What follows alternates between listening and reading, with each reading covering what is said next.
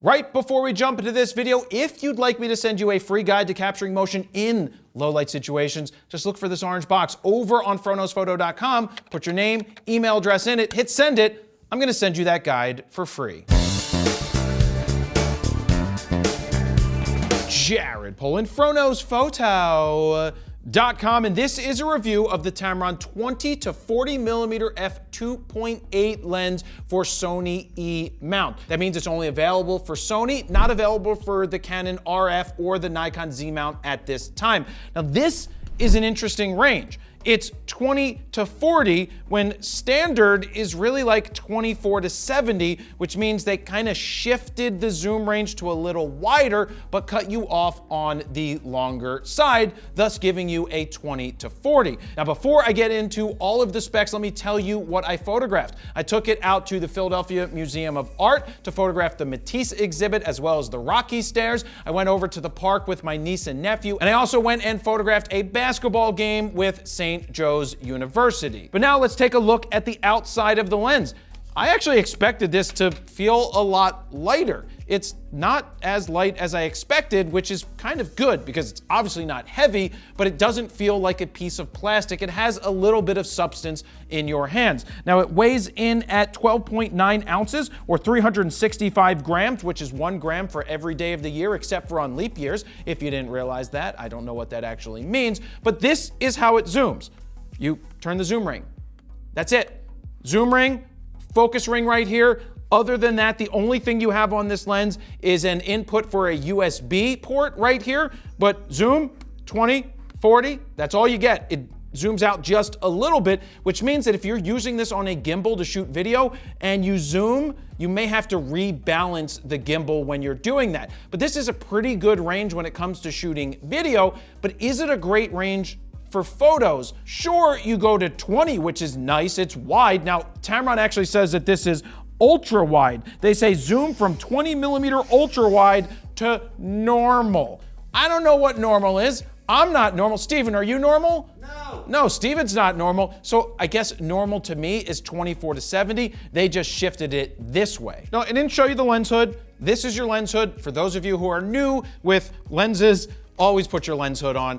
That's it. Always keep it on when you're shooting. If you're not shooting, obviously you can take it off and put it in your bag, but you just look more professional with it out like this. It's bayonet style, which means it goes like this when you're traveling. You take it off, you snap it on, and you're good to go when it's time to shoot. Now this is a 2.8 lens all the way through, meaning at 20, you're at 2.8, and at 40, you're at 2.8. So let's go to the art museum where they had a Matisse exhibit going on where you could walk around and see a bunch of different Matisse artwork, and I only got yelled at once. And it wasn't even from the people at the art museum. It was a random woman shushing me because I was having a conversation with my dad and tour guide.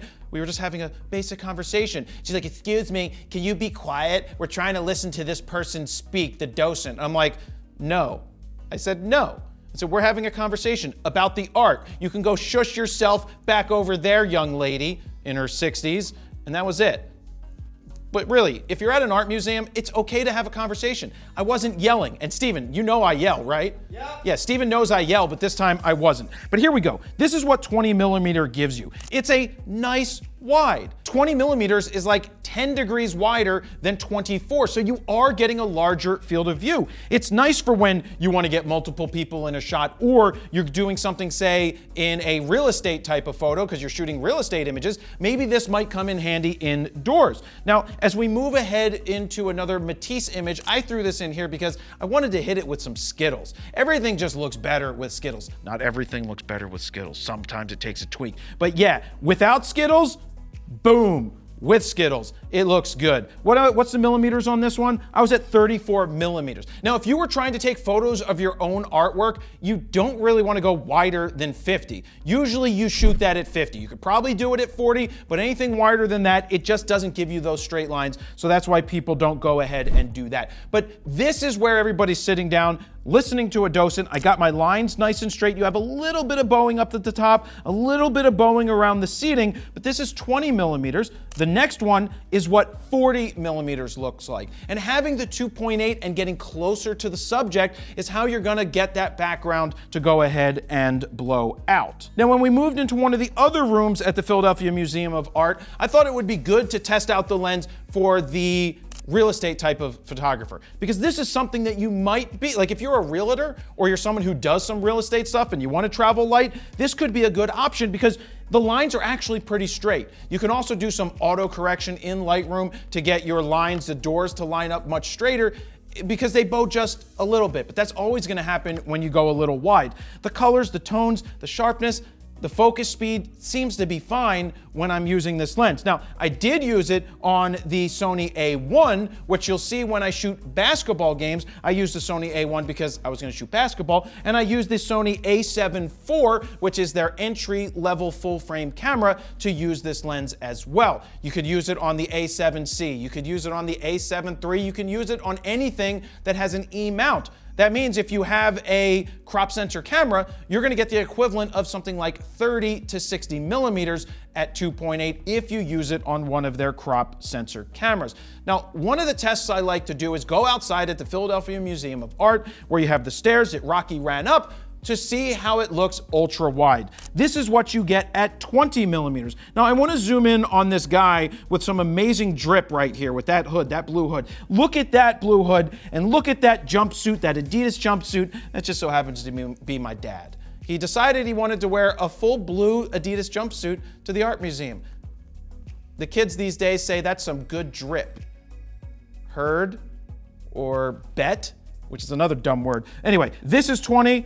And that is what it looks like at 40 millimeters when you zoom in. Let me jump in here real quick because I want to show you this photo, which was taken with the Tamron 20 to 40 2.8 and edited with FroPak 3, starting with Zoolander, followed by Winnebago, Prestige Worldwide, November Rain, Mount Airy, King Contrast, Eckert, Capone, Canadian Tuxedo, Almost Famous, and Fifth Element. But my all-time favorite from FroPak 1 is Skittles. Check this out. We got Skittles with one click, boom. Skittles on the next one with one click, and boom. So look, if you want to speed up your raw workflow or give yourself a great starting point, or you want presets that actually work, we created 15 custom Lightroom presets that you can check out right now at FroKnowsPhoto.com/FroPak3. While you're over there, you can play with the sliders to see the befores and the afters, and if you decide to pick them up right now, they are currently on sale. Or if you want to get the triple play bundle of FroPak 1, 2, and 3, as well as Skittles, you can get that and save even more. Now, let's get back to the video. Now, as I mentioned, I took it out to the park to photograph my niece and nephew. This is not the best zoom range for photographing kids that are running around and playing, because at 20 millimeters, you gotta get pretty close to get them in the frame, and 40 is not a big reach. You're not getting a ton of zoom to reach out and touch someone, which is still a good thing at the park, because you still don't wanna reach out and touch anybody.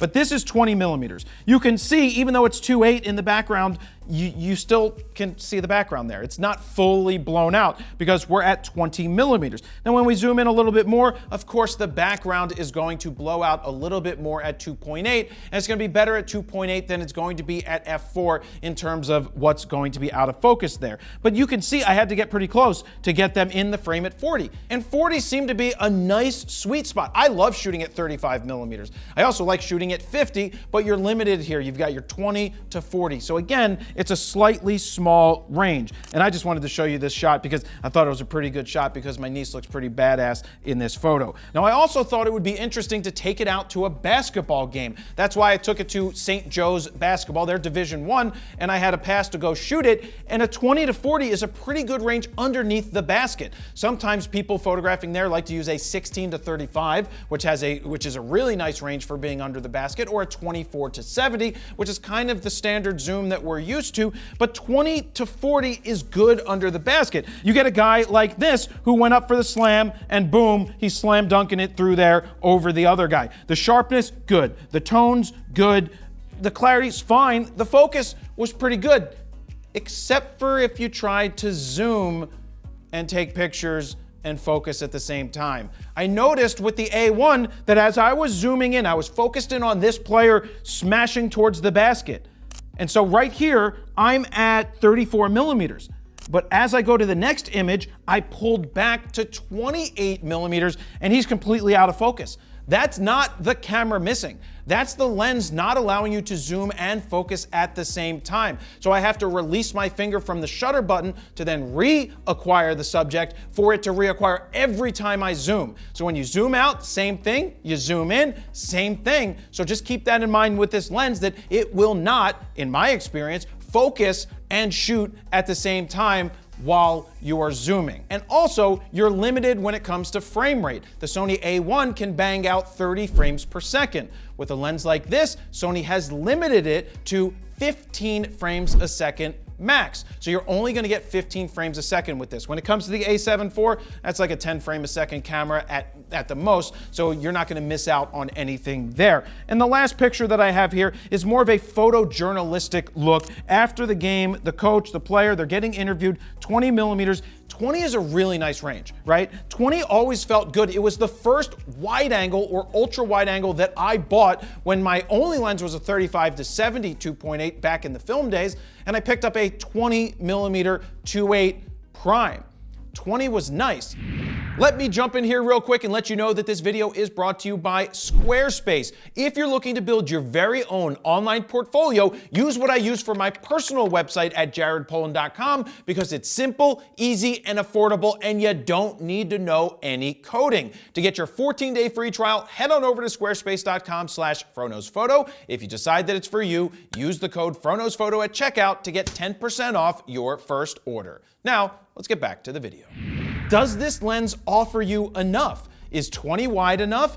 Is 40 enough reach? Or should you be looking at something from Sony like the 20 to 70 f4? Sure, it's an f4 and not a 2.8, but you go from 20, which is ultra wide, to 70. Now, when Tamron made their marketing for this lens, that 20 to 70 f4 did not exist from Sony, so that's something else to throw in the mix.